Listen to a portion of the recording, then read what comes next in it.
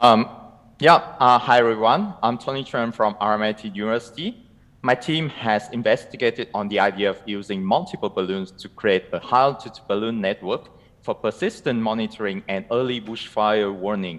This high-altitude balloon network can also be a part of our communication network in the future. And the research for this paper received the funding from the Australian government through Trusted Autonomous Systems, a defense cooperative research center funded through the Next Generation Technologies Fund.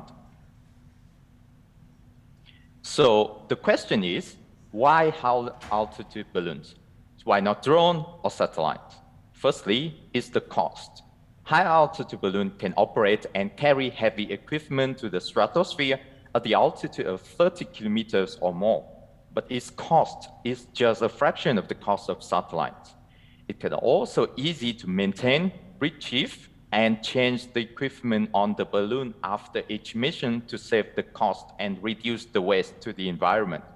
So there's no space debris like abandoned satellite.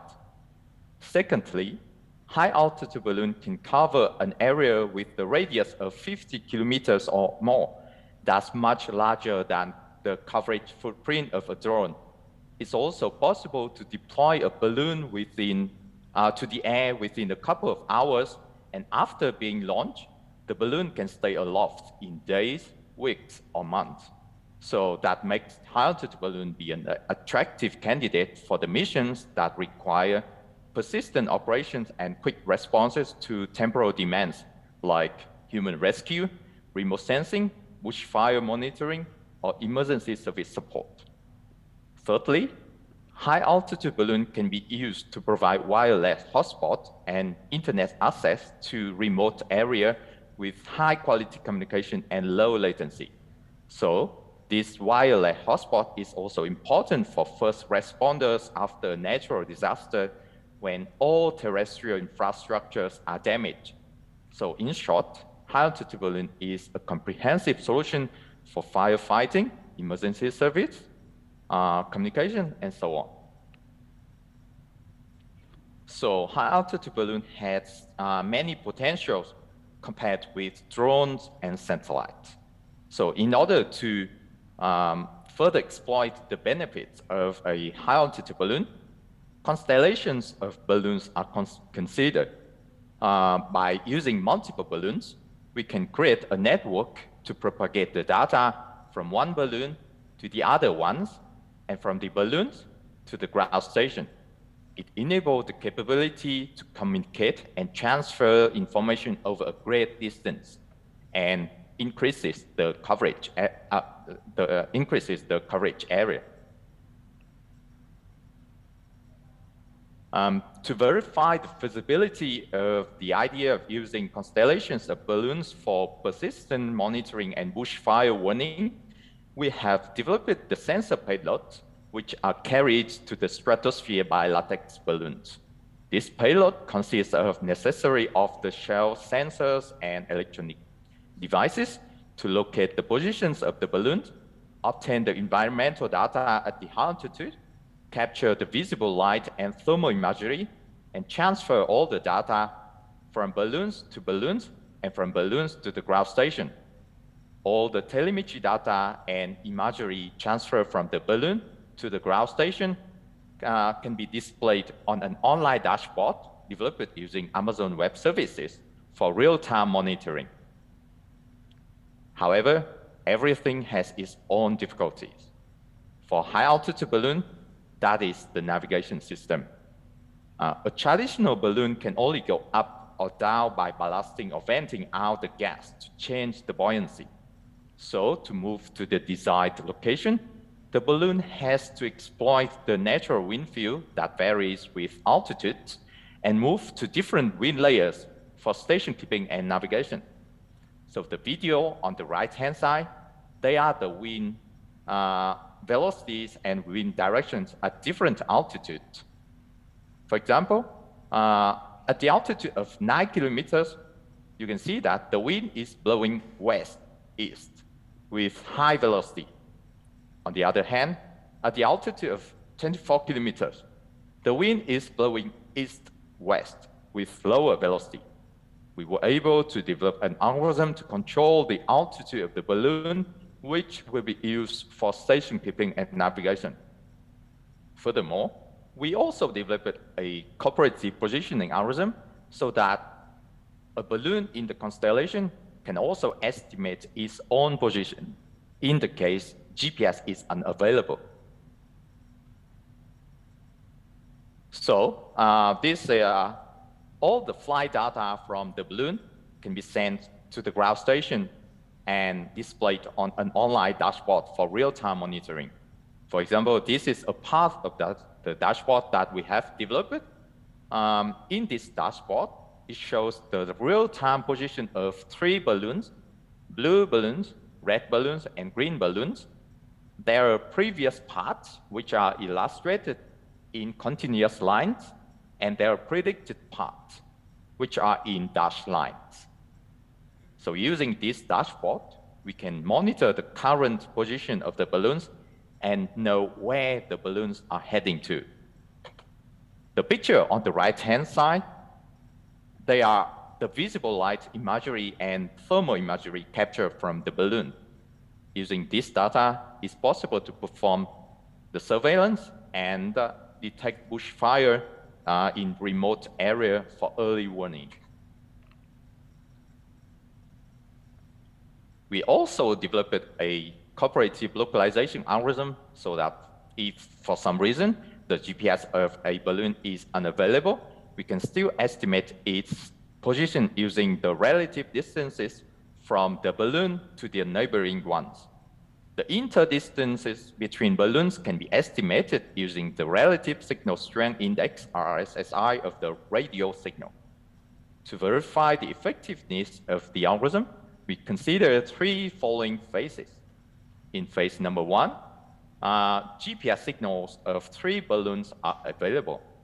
In phase number 3, and in phase 1, they are represented by blue dots.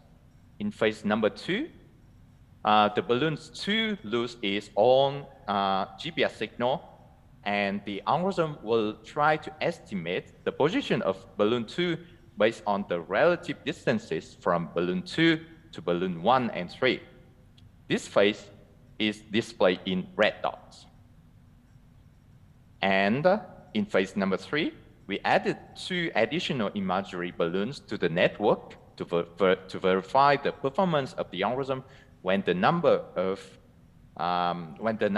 balloons increases. This phase is represented by yellow dots.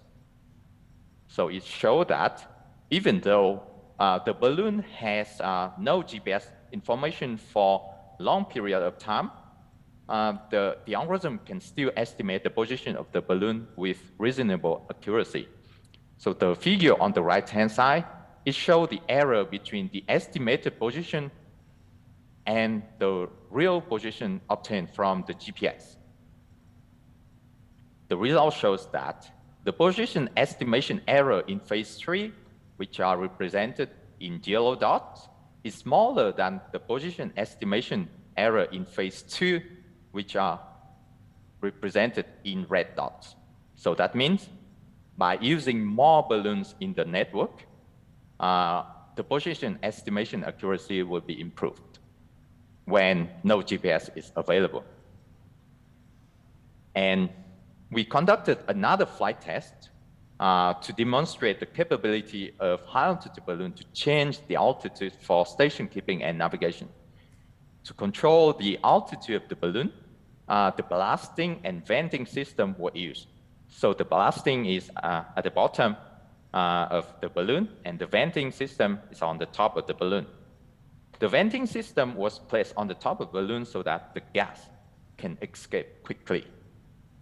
As mentioned previously, the high-altitude balloon has to exploit the wind vector field that varies with altitude and change between wind layers for station keeping and navigation. So during the flight test, the flight control computer identified the center of circulation altitude. So this is the center of circulation altitude, and oscillate around that altitude to control the horizontal position of the balloon. So this figure shows the altitude of the balloon in this flight test. It can be seen that the altitude of the balloon was controlled so that the balloon oscillates within the plus minus 3 kilometers windows above and below the center of circulation. The figure on the right-hand side shows the horizontal position of the balloon. It can be seen that by changing the wind layers, the horizontal movement of the balloons was minimized.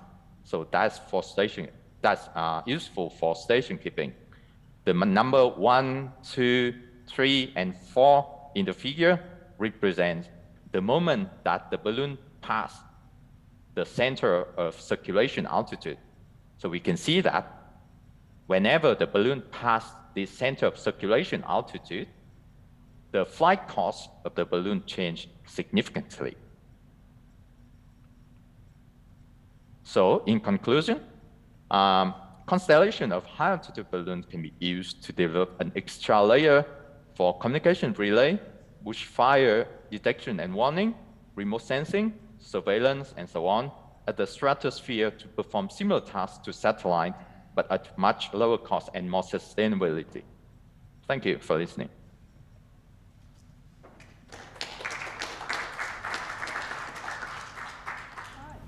Yep, so the question is, how many maneuvers are these balloons able to take so that they can persist over particular points, say, for instance, for fire watching? Sorry. It depends on how long you want to stay above that location. So the balloon, it cannot stand still within the air. It's fly along the air, so along the wind. So as long as there's wind, then the balloon keeps drifting. That's why it has to constantly change between wind layers, so that once it's drifted out the range, it has to switch to the other wind layers to go back to the location of interest. So how many maneuvers? That one depends on, first, the wind layers. So is the wind prediction at different altitude? And second, it depends on the time that you want to hover above that location. Thank you.